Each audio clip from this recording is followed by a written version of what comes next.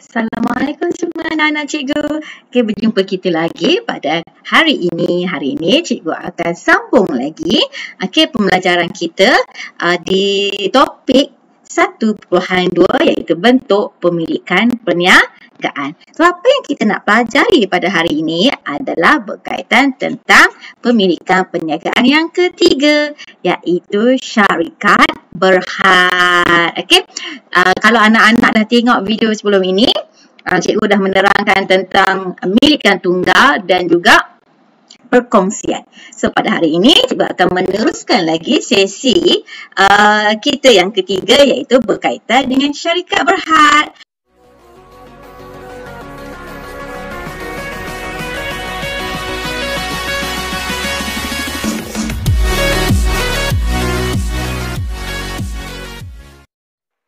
Sebelum itu, kepada sesiapa yang belum lagi subscribe channel saya, anda boleh berbuat demikian dengan menekan button subscribe di bawah ini. Dan jangan lupa untuk tekan loceng, notifikasi dan dapatkan update daripada saya. Berjumpa lagi anak-anak. Jangan pergi ke mana-mana. Bersama dengan Cikgu Linda. Apa yang kita nak belajar hari ini adalah syarikat berhad. Sebelum cikgu meneruskan pembelajaran cikgu, kita lihat dulu. Selepas anak-anak belajar, bersama cikgu, anak-anak dapat menjelaskan bentuk pemilikan perniagaan syarikat berhad. Menjelaskan dengan lebih baik dan terperinci berkaitan dengan syarikat berhad ini. Kalau anak-anak dah tengok video sebelum ini, cikgu dah menerangkan tentang milikan tunggal, perkongsian, dan pada hari ini cikgu akan sambung tentang syarikat berhad. Jom sama-sama dengan cikgu. Untuk pengetahuan semua, syarikat berhad ini adalah entiti yang didaftarkan secara sah dengan SSM dan di bawah Akta Syarikat 1965. Dia mesti berdasarkan undang-undang dan peraturan. Yang ini syarikat berdasarkan Akta Syarikat 1965. Ianya ditubuhkan oleh sekumpulan individu. Sekumpulan individu untuk menjalankan aktiviti perniagaan. Dalam syarikat berhad ini, anggotanya terdiri daripada ahli lembaga pengarah dan pemegang saham.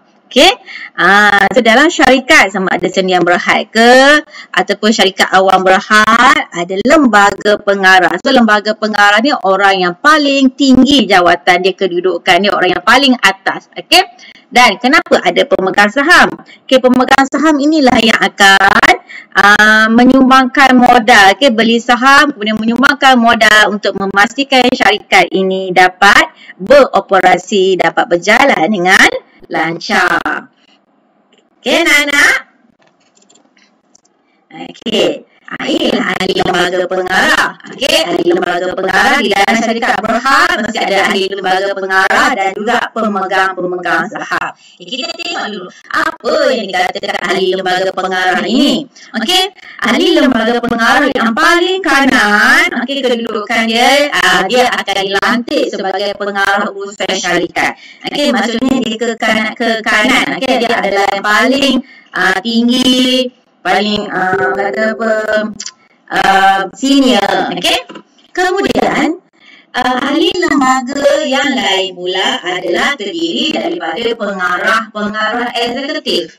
Maksudnya pengarah eksekutif akan berada di bawah pengarah urusan syarikat. Pengarah eksekutif akan membantu pengarah urusan. Kemudian pengarah eksekutif ini menetapkan pelbagai polisi dan membuat keputusan berkaitan dengan perniagaan. Dia akan membantu pengarah urusan syarikat tadi membuat polisi dan membuat keputusan yang baik bagi menjamin kelangsungan syarikat tadi. Ini tugas lembaga pengarah. So, yang paling atas adalah pengarah urusan, yang bawah adalah pengarah eksekutif. Siapa pula pemegang saham? Pemegang saham ni adalah orang yang paling paling penting lah. Okey, pihak yang memegang kepentingan dalam bentuk milikan saham. Okey, mereka membeli saham. Okey, bila mereka beli saham ataupun share sesebuah syarikat, okey, orang ini tadi akan menyumbangkan modal. Dan dia akan dapat berapa puluh persen share ataupun saham syarikat tadi. Maksudnya dia ada kata apa, kepentingan juga kepada syarikat tadi. Okey, jika syarikat tadi untung, dia juga akan mendapat untung. Okey, mereka juga boleh mengundi dalam mesyuarat agung tahunan. Okey, sebab orang yang berkepentingan. Kemudian, ahli lembaga, ahli pemegang saham ni juga, okey, dia mendengar, memberikan pendapat tentang laporan tahunan, aktiviti dan juga laporan kewangan syarikat. Okey, boleh duduk bersama-sama sewaktu dalam mesyuarat agung tadi, mendengar, kemudian menyampaikan pendapat mereka tentang syarikat yang mereka tubuhkan tadi dan donate dia punya modal tadi. Okey, sebab dia juga boleh ambil tahu. Okay, kemudian pemegang saham tadi boleh juga sewaktu dalam mesyuarat agung tahunan tadi mempersoalkan polisi syarikat jika perlu. Jika dia dah kata okey, tak perlulah nak mempersoalkan sebab dah seperti biasa, tak ada masalah untuk dibangkitkan tentang polisi syarikat. Kemudian pemegang saham juga boleh mengundi, boleh mengundi untuk melantik ahli lembaga pengarah. Okey. Kemudian diadakan sesi mengundi untuk meluluskan atau menolak cadangan yang dibawa oleh ahli lembaga pengarah. Okey, sebenarnya setiap tahun mereka akan adakan mesyuarat agung tahunan. So di sinilah akan diadakan pelbagai perbincangan ataupun diskusi berkaitan dengan aktiviti syarikat, dan laporan kewangan di sidang mesyuarat agung itu. Di situlah semua pemegang saham syarikat akan turun bersama dengan ahli lembaga pengarah, pengarah urusan dan juga pengarah eksekutif. Duduk di satu bilik mesyuarat, berdiskusi di situ dan kemudian melantik ahli lembaga pengarah yang baru. Dan pengundian suatu itu. Kalau anak-anak boleh faham ya, bila kita sebut syarikat berhad, maksudnya dalam syarikat berhad tadi ada orang ke kanan, iaitu lembaga pengarah yang terdiri daripada pengarah urusan syarikat itu sendiri dan juga pengarah eksekutif. Tugas dia, pengarah eksekutif menetapkan pelbagai polisi. Polisi itu maksudnya pelbagai perkara yang boleh dibuat supaya aktiviti perniagaan berjalan lancar. Bila kita bertukar pengarah urusan ini secara automatik, pentadbiran syarikat juga akan berubah sedikit. Berdasarkan siapa pengarah itu dan dari mana pengarah itu. Dia boleh mengubah untuk menjadi lebih baik dan untuk memberikan keuntungan yang lebih banyak dan juga sesuai dengan keadaan ekonomi semasa. Harap anda boleh faham ya di sini. Di sini juga kita boleh lihat terdapat dua jenis syarikat berhad. Yang pertama, syarikat sendirian berhad, SDN, PHD. So yang ini nak tahu, tengok perkataan di belakang. Syarikat sendirian berhad. Nama company ada tulis macam ni. Yang kedua, dia ada syarikat awam berhad. Perkataan belakang PHD sahaja kalau awam berhad. So, di negara kita, kedua-dua ini ada di mana-mana syarikat. Ada banyak di negara kita yang membuka perniagaan jenis syarikat berhad. Kita akan lihat dulu yang pertama, iaitu syarikat sendirian berhad. Syarikat sendirian berhad.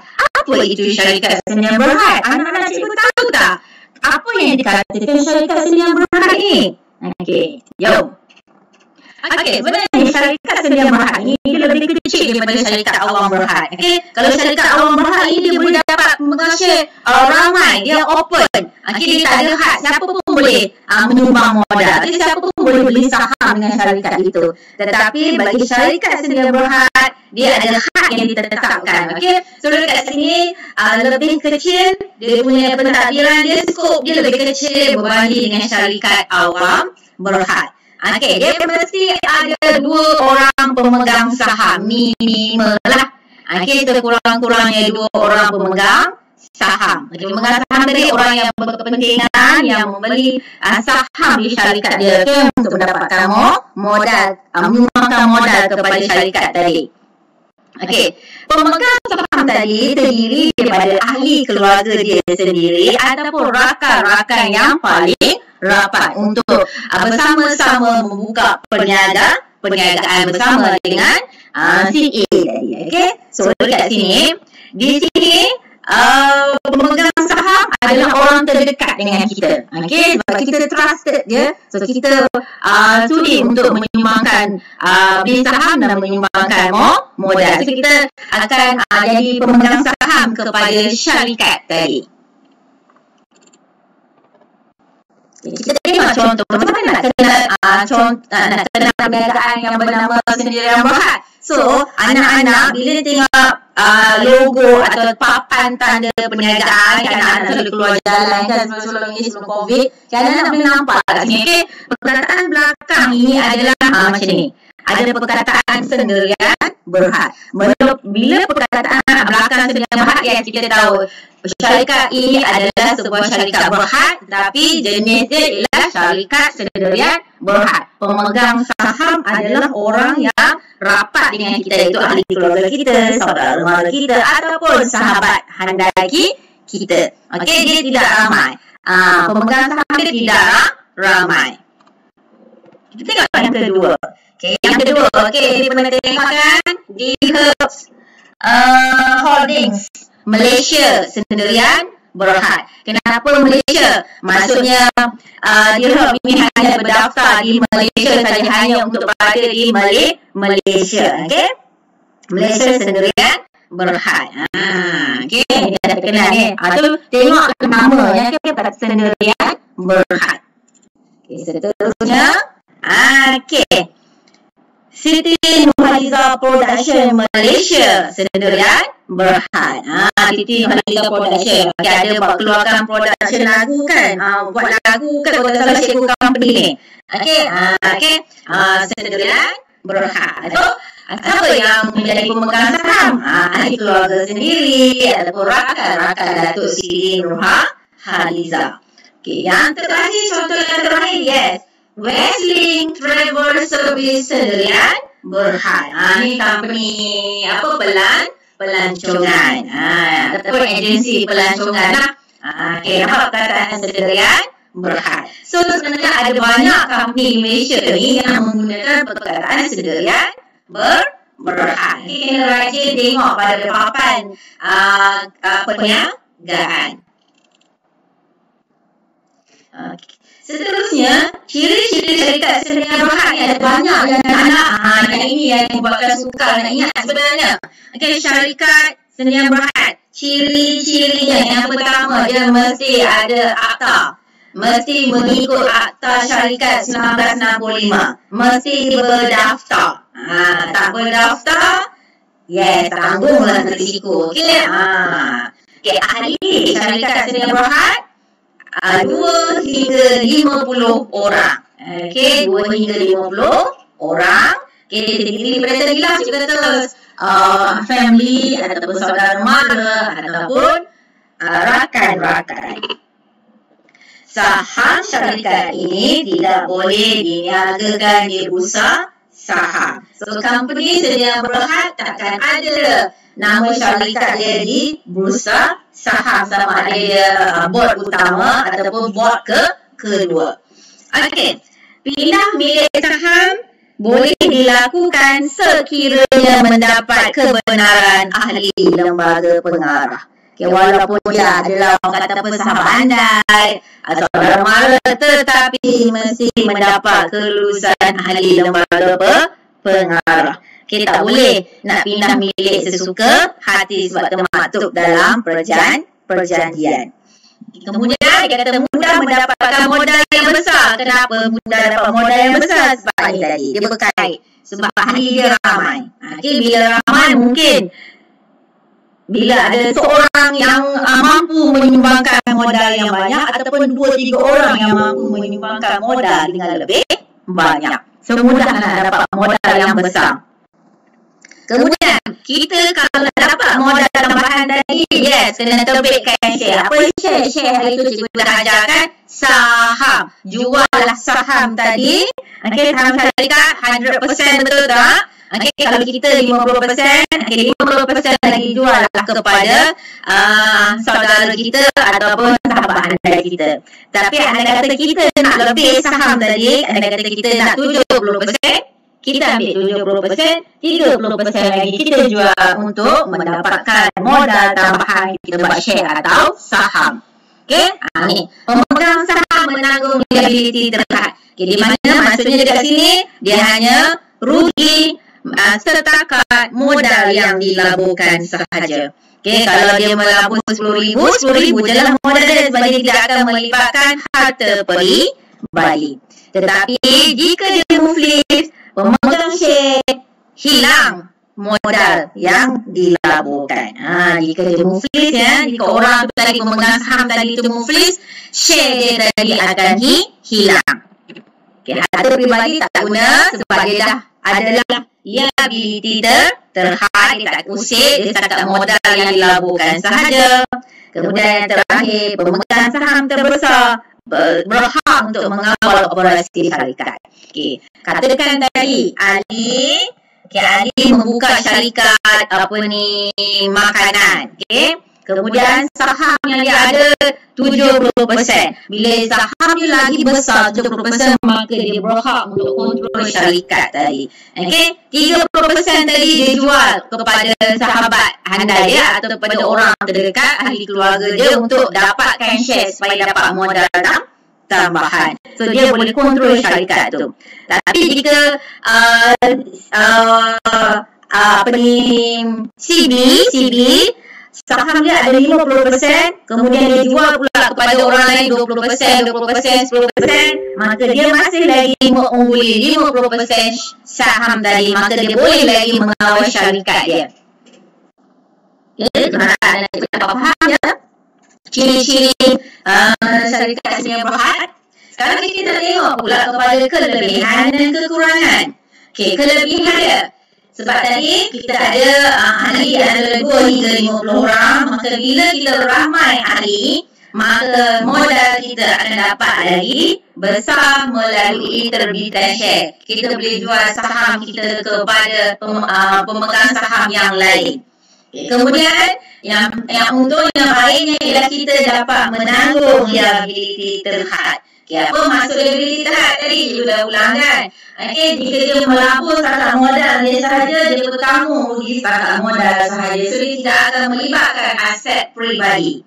Okay, dan bila syarikat tak sedia berhad, hak ehwal syarikat tidak akan diumumkan kepada orang ramai, hanya tahu kepada pemegang saham dan pengarah tadi sahaja. Okay, itu sahaja. Okay, kekurangan berlaku penawaran share yang terhad sebab ahli hanya sekitar 50 orang maksimum, bergantung kepada perniagaan tadi. Kalau syarikat A tadi dia nak 20 orang akan kongsi 20 orang sahaja pemegang saham, 20 orang sahaja. Kalau 30 sahaja. Okay, bergantung kepada capability syarikat tadi. Okay, kalau maksimum mesti 50 sahaja, tak boleh lebih. So dekat situ share masih lagi terhad. Okay, berbanding dengan syarikat Allah berhad yang dia boleh ramai tak ada had. Okay, kemudian dia menanggung beban cukai yang tinggi. Okay, menanggung beban cukai yang tinggi. Okay, dia menanggung beban cukai yang tinggi, di mana kat sini kadar bayaran cukai syarikat adalah tinggi. Sebab apa? Beban tinggi. Sebab keuntungan syarikat ini lebih banyak. Okay, bila nak kenakan cukai, dia mesti berdasarkan untung tahunan syarikat tersebut. Okay, berdasarkan untung tahunan syarikat tersebut.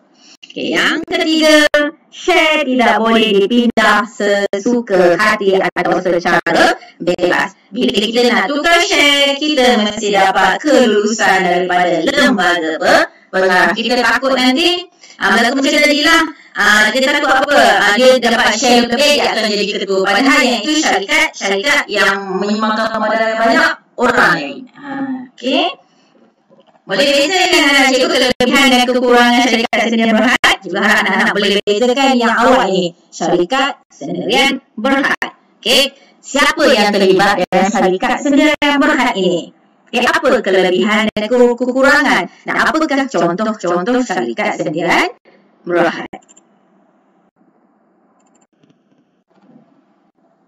Okey, seterusnya kita akan lihatlah kepada syarikat awam berhad. Okay, kita lihat dulu ciri-ciri syarikat awam berhad. Okay, di sini ahli dia 2 hingga tiada had. So di sini lah bila tiada had, modal lagi dapat lagi banyak.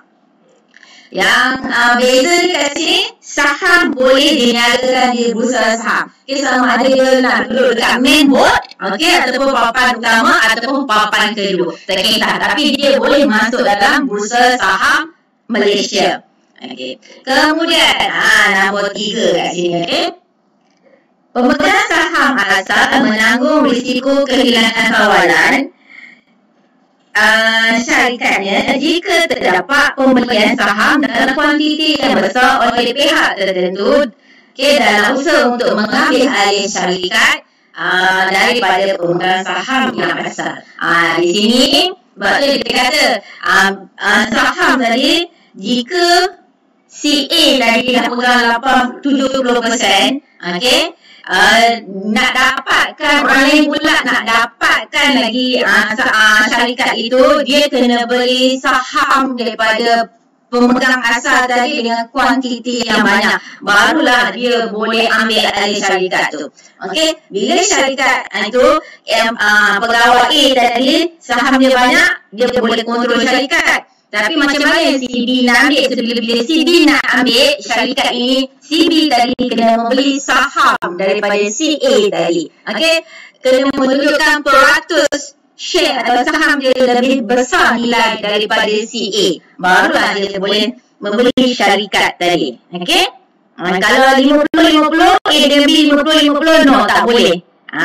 So, siapa yang majoriti saham dia lagi besar, share dia lagi besar, dia lah boleh kontrol syarikat.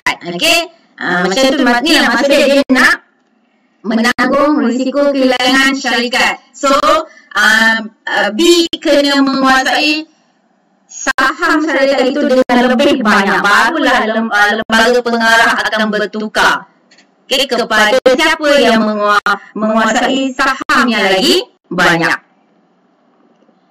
Faham tak? Kita lihat contoh. Ini ada contoh syarikat berhad. Okey, perkataan belakang tu Maybank berhad. Okey, Maybank berhad. So ini syarikat yang berada di papan bursa Malaysia. Okey, sebab dia berhad, kemudian dia banyak modal dan boleh masuk di pasaran saham. Yang kedua, nampak nama Ion Company Malaysia berhad. Kenapa Malaysia? Kalau kita tengok Ion, dia ada banyak. Dia ada kat Vietnam, dia ada kat Thailand, dia ada dekat Jepun, okay, dia ada dekat Indonesia. So, bila M ini, kataan M ini maksudnya dia berada di Malaysia. So, maksudnya bila Malaysia, kat sini pengurusan berdasarkan pentadbiran di negara kita, ikut negara kita. Okey, nampak Ion Company berhad. Ini sebuah perniagaan syarikat berhad. Okey, yang ketiga, Tenaga Nasional berhad. Nampak tak berhad? Ini contoh syarikat awam berhad yang berada di negara kita. Ada banyak lagi, tapi ini tunjuk contoh yang main lah, yang paling besar kat sini. Okay, kalau anak-anak nak bezakan yang perkataan belakang ni, berhad, yang sendirian berhad, ditulis sendirian berhad ataupun SDN, BH, BHD. seterusnya anak-anak cikgu, kita akan lihat pula kelebihan dan kekurangan syarikat awam berhad. Okey, cikgu nak anak-anak cikgu dapat faham dari sini. Di mana yang pertama kelebihan ialah dapat modal yang besar. Kenapa dapat modal yang besar? Sebab tadi kan bilangan ahli dia ramai daripada 2 hingga tiada had. Makanya di sini ahli-ahli tadi dapat membeli saham sebab saham tadi diniagakan di Bursa Malaysia. So dapat beli saham dan bila kita beli saham kita dapat menyumbangkan modal duit lah kepada syarikat tadi untuk menjalankan aktiviti perniagaan dengan lebih banyak. Kemudian macam biasa dia menanggung liability terhad, iaitu pemegang saham hanya menanggung liability terhad setakat modal dilakukan sahaja, iaitu kalau tadi dia beli saham RM10,000, okey, maksudnya kalau dia rugi pun setakat nilai RM10,000 sahaja.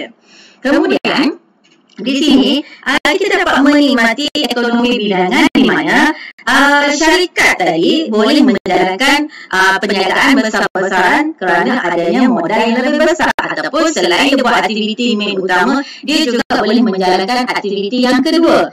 Okey, boleh buat perhotelan ke, boleh buat peladangan ke. Okey, dia ada ekonomi yang lain yang akan menjadi sumber pendapatan kepada syarikat tadi juga. Okay, kemudian kewujudan syarikat awam berhad ini kekal. Okay, sebab dia adalah entiti yang berasingkan daripada pemilik. Okay, berbeza kelebihan syarikat awam berhad dan juga sendirian berhad. Okay, kalau kita pilih syarikat awam berhad pula, kita akan dapat juga kekurangan. Di mana kekurangannya adalah sewaktu kita nak menubuhkan syarikat awam berhad ini, dia adalah satu proses yang sangat rumit. Okay, kerana dia termaktub di bawah atau syarikat. Kemudian kita kena isi pelbagai borang dan kita kena akur kepada undang-undang dan akta tadi. Kemudian beban cukai yang tinggi. Okey, beban cukai yang tinggi ini ialah bila keuntungan syarikat itu banyak lagi tinggi, maka cukai yang dikenakan pada syarikat itu juga akan lagi tinggi. Okey, itu maksudnya beban cukai yang tinggi. Sebab bila dia dapat untung banyak, of course dia kena bayar cukai kepada kerajaan dengan banyak. Okey, bila dia dapat sikit, bila keuntungan syarikat keuntungan syarikat telah ditetapkan tahun itu berapa, so LHDN akan tentukan berapa nilai yang perlu dibayar. Okey, dia ada nilai minimum, okey, dia ada nilai maksimum. Okey, sebab tu kan bila dia untung banyak, so cukai dia akan jadi lagi banyak. Yang terakhir, pemilik yang ketiga, pemilik dan pengurusan yang terpisah, di mana syarikat tadi diuruskan oleh lembaga pengarah. Okey, kemudian terdapat penyelewengan oleh pihak pengurusan. Takkan ada pihak-pihak yang boleh buat penyelewengan.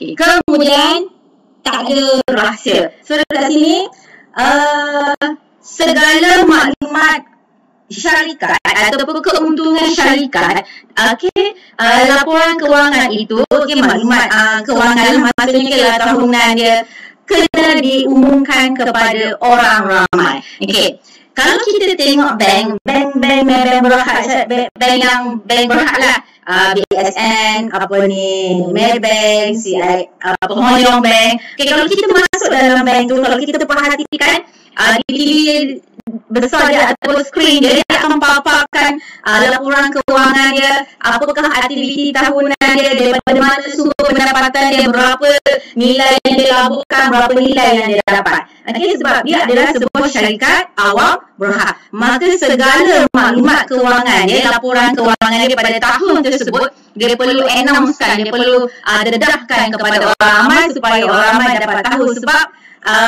dia punya pemegang share, dia pemegang saham ni adalah daripada orang ramai, orang luar, bukan daripada sahabat handai, bukan daripada saudara mara. Okay, dia berbeza dengan syarikat sendirian berhad. Okay, kalau syarikat sendirian berhad tak boleh announce kepada orang ramai, just kepada ahli dia sahaja. Tapi awam berhad dia kena dedahkan. Okey, dedahkan ni ada berbagai cara. Kalau dia dedahkan dekat screen board. Tapi ada juga yang didedahkan di dalam buku, kata dalam bentuk dalam buku. Okey, yang akan diberikan kepada pemegang saham. Ada juga yang menyampaikan maklumat di dalam surat khabar. Jadi dia ambil satu ruang, kat situ dia menyampaikan laporan kewangan dia bagi tahun tersebut. Okey, supaya orang ramai dapat lihat. Okey, laporan kewangan syarikat tersebut. Okey, itu beza syarikat awam berhad. Anak-anak faham ya, berbeza berbeza antara syarikat sedia berhad dan syarikat awam berhad. Alhamdulillah kita dah sampai ke akhirnya. Cikgu harap anak-anak cikgu dapat manfaat daripada video hari ini. Okey, apa yang cikgu terangkan tadi, okey, di mana terdapat perbezaan di antara syarikat sedia berhad dan syarikat awam berhad. Tetapi sekiranya kita nak buka syarikat sedia berhad, dia juga ada kelebihan dan kekurangan. Kalau kita nak buka syarikat awam berhad juga ada kelebihan, ada kekurangan. Bila kita nak buka syarikat, kita mesti berdaftar. Siapa yang mana kita nak, sedia berhad atau awam berhad, kedua-duanya mesti didaftarkan secara sah dan termaktub di atas syarikat.